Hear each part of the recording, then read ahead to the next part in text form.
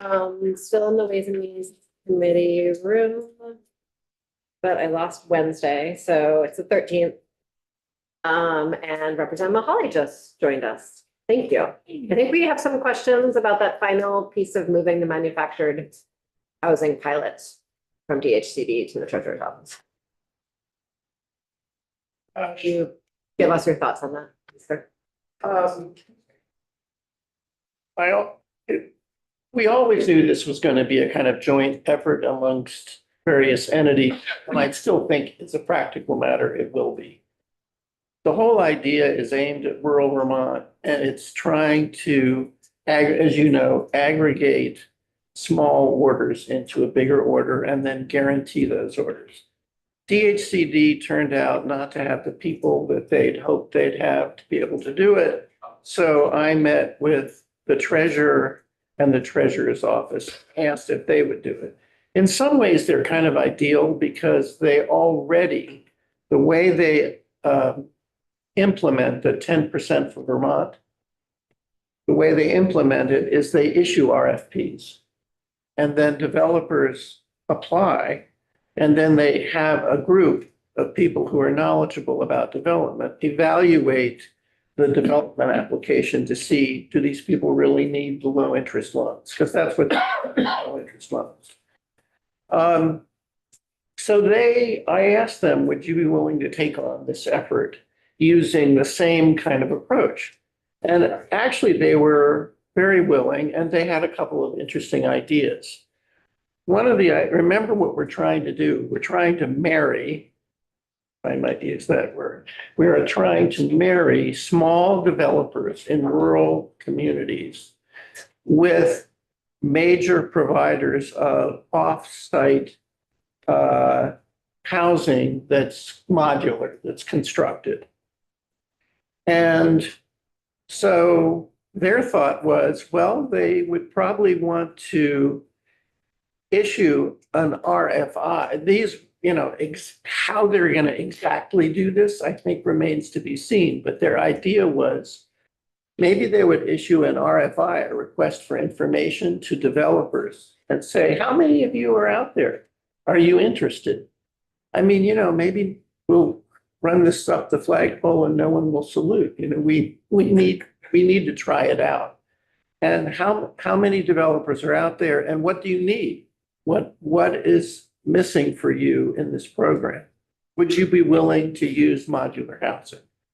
So that's one piece, a request for RFI. The other side was, well, who are the modular providers? Well, unfortunately, this is either a sole source or very limited source thing. I mean, we have Huntington Homes, we have a straw, we have one panelized manufacturer, we have one straw bale manufacturer. There's just not a lot. There's really not a lot out there.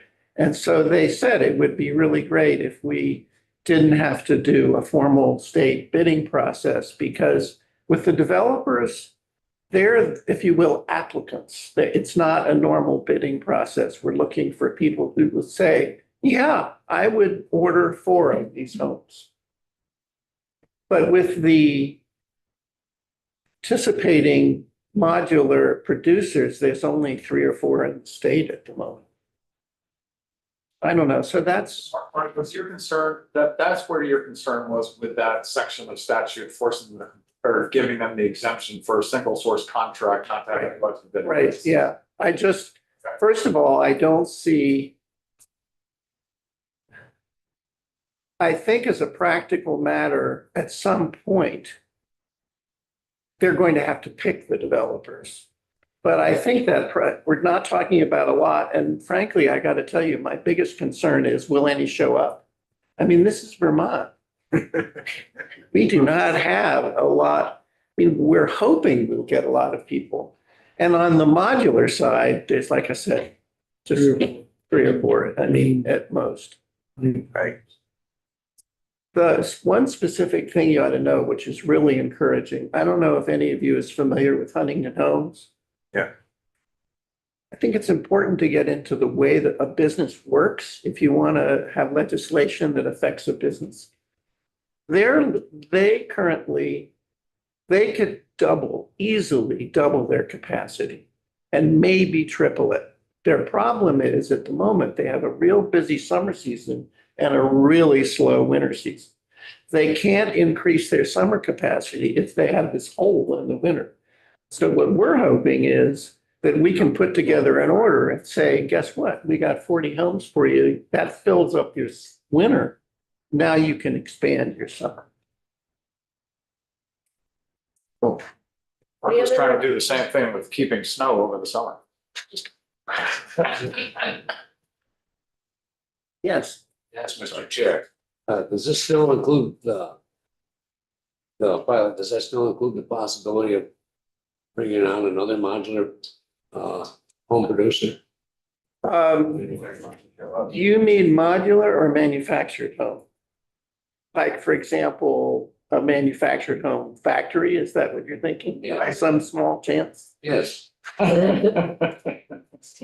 I think it includes the ability to do that because the term for the credit facility is, I've forgotten the exact words, but it would embrace manufactured. I think if they wanted to do it. And frankly, I think they have the authority now to use the 10% for Vermont as a loan if they wanted to. In other words, if we were looking for money to open where is it? Fairhaven, yeah, to open the plant in Fairhaven. But let's say we thought that was worth it. I haven't read the report. I don't know, but let's say we did and we're looking for capital. I think that could be a source of capital. But remember, it's not free, it's just a loan. Any other questions for Mark? Thank you so much. A pleasure, always. So I'll see folks back here at 1? Or, Yeah. yeah, okay. Yeah. Great, okay, yeah, 1, thanks. Okay.